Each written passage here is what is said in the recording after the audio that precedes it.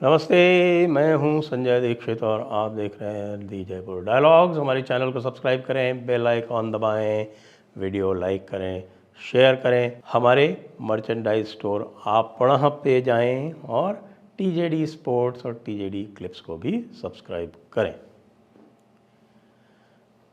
राजस्थान का राग। जी हाँ, वैसे तो तीनों प्रदेशों में जहां भारतीय जनता पार्टी जीती है वहां पर मुख्यमंत्री के चयन का कार्य चल रहा है, लेकिन जितना सस्पेंस राजस्थान में है उतना और कहीं भी नहीं है। जी हाँ, पल पल पर घटनाक्रम बदल रहा है। आज सवेरे बाबा बालकनाथ ने क्या कह दिया? बाबा बालकनाथ ने कह दिया कि अभी मुझे बहुत कुछ सीखना है। अब इससे आप क्या अनुमान लगा सकते हैं? एक विकेट और गिरा वसुंधरा के बाद, क्योंकि आपको ध्यान है आरंभ तो हमारे मीडिया वालों ने 2 से ही किया था। वसुंधरा वर्सेस बालकनाथ उठा के पीछे 5 दिनों के आप वीडियो, जितने भी बड़े बड़े समाचार और न्यूज़ चैनल्स हैं उनके वीडियोस देख लीजिए यूट्यूब पर। सब में एक तरफ वसुंधरा, दूसरी तरफ बालकनाथ। हम आपको आरंभ से कहते आ रहे हैं कि भाई मामला तो कुछ और ही है। तो अब बालकनाथ जी ने एक प्रकार से कहें कि बालकनाथ जी ने रिटायरमेंट घोषित कर दिया अपना।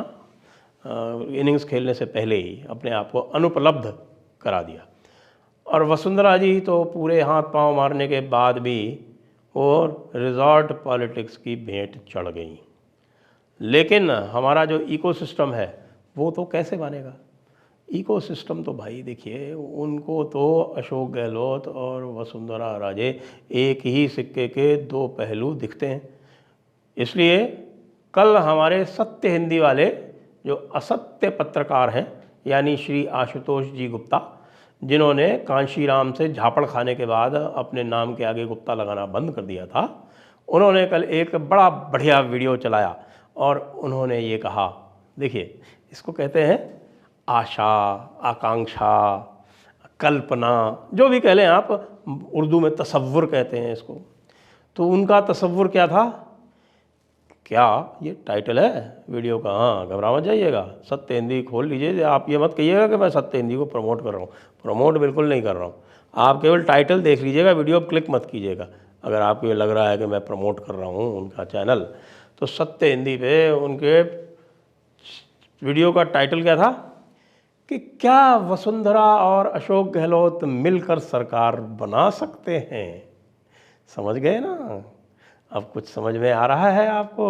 वो जो रिजॉर्ट पॉलिटिक्स और जो बाड़ेबंदी और जो कुछ चल रही थी, वो अकेले वसुंधरा राजे नहीं चला रही थी, पूरा इकोसिस्टम साथ में लगा हुआ था। कह रहा था कि कुछ भी हो हम संभाल लेंगे, हम मीडिया वाले हैं, हम तो सुप्रीम कोर्ट को भी इन्फ्लुएंस कर सकते हैं, चिंता मत करो, चढ़ जा बेटा सूली पर, चढ़ जा महारानी सूली पर, तोड़ दे पार्टी, वसुंधरा को समर्थन दे देंगे, अशोक गहलोत बन जाना मुख्यमंत्री। अरे वाघेला में भी तो ऐसा ही किया था, भूल गए क्या? लो जी, गई भैंस पानी में। और इसी चक्कर में हमारे वसुंधरा राजे जी चढ़ गई, न तेल देखा न तेल की धार देखी, उसी तेल में डूब गई। तो ये चल रहा है साहब यहाँ पर। अब आप ये देखो, जब ये इस प्रकार की बातें करते हैं तो ये भूल जाते हैं कि भाई उसके बाद से, वाघेला के बाद से इतने सारे सुप्रीम कोर्ट के जजमेंट आ गए, इतनी सारी नज़ीरें आ गई, इतने सारे प्रेसिडेंट्स तय हो गए। तो अब भाई कैसे संभव है, ये कैसे करोगे? अब ये भी लेटेस्ट आपने देखा, जो कुछ भी हुआ महाराष्ट्र में हुआ या जो कुछ हुआ पहले मध्य प्रदेश में हुआ, कर्नाटका में हुआ, उसमें सब में जिन लोगों ने पार्टी छोड़ी उन्होंने या तो रिज़ाइन किया या फिर दूसरी पार्टी को टेक ओवर किया। उदाहरण ले लें महाराष्ट्र का। महाराष्ट्र में क्या हुआ था? महाराष्ट्र में 2/3 पार्टी टूट गई थी। तो 2/3 पार्टी टूटने के बाद उन्होंने कहा हम असली पार्टी हैं। तो झगड़ा ये चल रहा है असली पार्टी कौन है। और असली पार्टी में इलेक्शन कमीशन ने ये निर्णय दे दिया कि भाई असली पार्टी और शिवसेना का जो चिन्ह है वो एकनाथ शिंदे वाली शिवसेना को मिलेगा। तो वो हो गए शिवसेना और दूसरे हो गए बाला साहब ठाकरे शिवसेना। उद्धव बाला साहब ठाकरे, शिवसेना UBT। तो क्या इस तरह की स्थिति है? ये एक परिस्थिति है जिसमें हमारे भाई बहन जो हैं वो मिलकर सरकार बना सकते हैं। ऐसी स्थिति है क्या? क्या 2/3 टूट सकते हैं? 5 तो टूटे नहीं, सारे के सारे भाग आए। वो कंवरलाल मीणा जो सबको वहाँ पर रिजॉर्ट में आपड़ों राजस्थान में वहाँ पर बैठा रहा था, उनका गार्जियन था, वो स्वयं अब सर्किट हाउस में ठहरा हुआ है। हाँ, और सबके लिए उपलब्ध है, सबको इंटरव्यू दे रहा है और सबको कह रहा है कि गलतफहमी हो गई लोगों को। यद्यपि मेरे दिल में वसुंधरा राजे बसती हैं, लेकिन मेरा दिमाग तो और मेरा जो शरीर है वो तो पार्टी के साथ ही है, जो पार्टी कहेगी वही करूँगा। तो ये तो हो गया कंवरलाल मीणा का।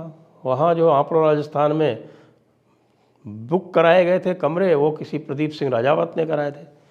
कंवरलाल मीणा की जो सारी बात जो कह रहा था वो झूठी वहीं साबित हो गई कि भाई वो कह रहा था सब लोग अलग अलग आए थे और अलग अलग यहाँ आगे ठहरे थे और हम लोग सब साथ ठहरना चाहते थे इसलिए ठहर गए थे, लोग अलग अलग आए थे। लेकिन बुकिंग किसी प्रदीप सिंह राजावत ने कराई थी। ये प्रदीप सिंह राजावत की जब तलाश की गई तो वो कहाँ से मिला? वो पता चला कि झालावाड़ में किसी पंचायत का उपसभापति है।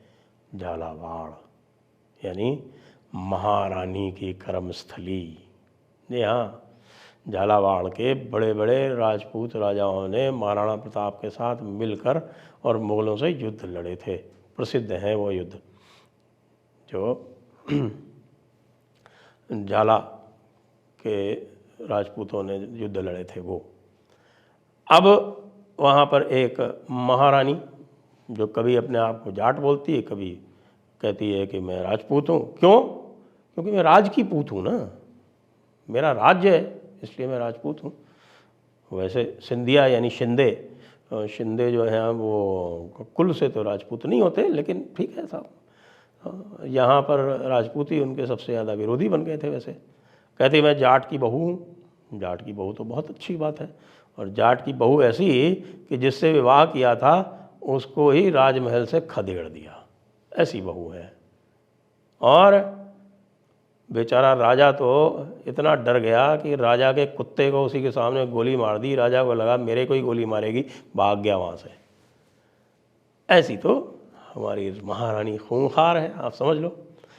तो इसलिए जो लटके झटके आपको दिख रहे हैं ना महारानी वाले, उसमें यही सारी चीज़ें पीछे हैं उसके। तो महाराष्ट्र वाला तो यहाँ पर लागू होगा नहीं, क्योंकि वो 5 के 5 जो गए थे, 5 या 6 थे, वो सारे के सारे छोड़ भागे और अब बिल्कुल पूरी तरह से नेतृत्व के साथ लगे हुए हैं। कुछ थे इंडिपेंडेंट, लड़वाया देवी जी नहीं था, उनको कहते हैं कि भाई कुछ सहायता वहता भी दी, लेकिन वो निकले समझदार। समझदार इतने कि वो सारे के सारे आके, यानी 8 में से 7 जो भारतीय जनता पार्टी के थे, उन्होंने आके सबने समर्थन दे दिया भारतीय जनता पार्टी को। एक चंद्रभान सिंह आक्या थे चित्तौड़गढ़ वाले, उनके जो है प्रदेश अध्यक्ष महोदय से कुछ उनकी असहमति थी, तो उन्होंने जाके राष्ट्रीय अध्यक्ष को अपना समर्थन दे दिया। लो जी, गई भैंस पानी में। तो ये एक तो हो गया मामला समाप्त यहीं पर। अच्छा, वाघेला जी वाला वो तो अब कैसे होता भाई, उस समय तो सरकारें दूसरी थी और वाघेला जी वाला मामला तो चला नहीं। दूसरा जो अभी चला कर्नाटका वाला, उन्होंने छोड़ के पार्टी और रिज़ाइन किया, क्योंकि वो 2/3 नहीं थे। उन्होंने रिज़ाइन किया, दोबारा चुनाव लड़े। तो भाई 115 की पार्टी है तो आपके अगर जितने भी निकलेंगे उसको निकलने के लिए 69 हैं उनके पास, 69 सारे के सारे मिल भी गए तो आपको चाहिए 31। हैं क्या आपके पास 31? लगता तो नहीं मुझको किसी तरह से 31 हैं आपके पास। तो इसलिए भाई महारानी जी का और अशोक गहलोत का और उनके पूरे इकोसिस्टम का, आशुतोष का, रवीश का और जो भी XYZ सारे के सारे पंचमक्कारों का, सबका ये जो आइडिया है कि भाई किसी भी तरह से लेके वसुंधरा राजे को ही बनवाओ भाई। अगर भारतीय जनता पार्टी की सरकार है तो भी बनवाओ, भारतीय जनता पार्टी नहीं बनाती है तो उनको अलग करके बनवाओ। देखो हमारा दिल टूट जाएगा, हमारे सपनों का महल टूट जाएगा, हमारी आशाएं धूसरित हो जाएंगी। हम क्या करेंगे अगर वसुंधरा राजे जो है वो यहाँ का चार्ज नहीं संभालेगी। अशोक गहलोत से तो हमारी दिल की नज़दीकियाँ थीं, वसुंधरा राजे से भी हैं, तो काम चल जाएगा। लेकिन भाई काम तो नहीं चल रहा, सपनों का महल टूट चुका है। महारानी जी लेखा विहार में दिल्ली में विराज रही हैं, उनके अब समझ में नहीं आ रहा है क्या करें। राजनाथ सिंह को बना दिया गया है पर्यवेक्षक, और राजनाथ सिंह के साथ में जिनको बनाया गया है वो भी कोई ताबे में नहीं आने वाले, यानी विनोद तावड़े और सरोज पांडे। तो ये भी जो है वो महारानी के समर्थन के तो लगते नहीं। लगता है कि जानबूझकर बनाया गया है क्या? क्या महारानी का काउंटर ढूंढा गया है क्या? अब जब ये निश्चय कर लिया गया कि तीनों स्थानों पर नए चेहरे देने हैं, शिवराज सिंह ने तो रिकॉर्ड तोड़ जीत दिलवाई है, आज तक का सबसे अधिक वोट शेयर पाया है, और उसके बाद भी जब शिवराज सिंह को ही रिपीट नहीं किया जा रहा, तो महारानी आप किस खेत की मूली हैं देवी जी? थोड़ा शांत रहिए, थोड़ा अपने जीवन में आगे क्या करना है, कोई केंद्रीय मिनिस्ट्री लेनी है तो ले लीजिए, वरना शांत बैठिए। अपने राजनीतिक करियर का उपसंहार लिखिए, कुछ पुस्तकें लिखिए। पुस्तकें लिखने में कोई आपको मदद चाहिए, कोई सहायता चाहिए, कोई सहयोग चाहिए, किसी प्रकार की स्क्रिप्ट राइटिंग चाहिए, तो हो सकता है हम लोग आपका कुछ उसमें योगदान कर सकें। बाकी राजनीतिक करियर तो देवी जी आपका और आपके भाई का दोनों का ही समाप्त है, क्योंकि अशोक गहलोत जी को भी कुछ नहीं मिल रहा कांग्रेस में, उनका भी राष्ट्रीय नेतृत्व उनसे अत्यंत रुष्ट है। तो भाई बहन की जोड़ी अब कहाँ जाएगी दौड़ी दौड़ी। जय हिंद, जय भारत, वंदे मातरम।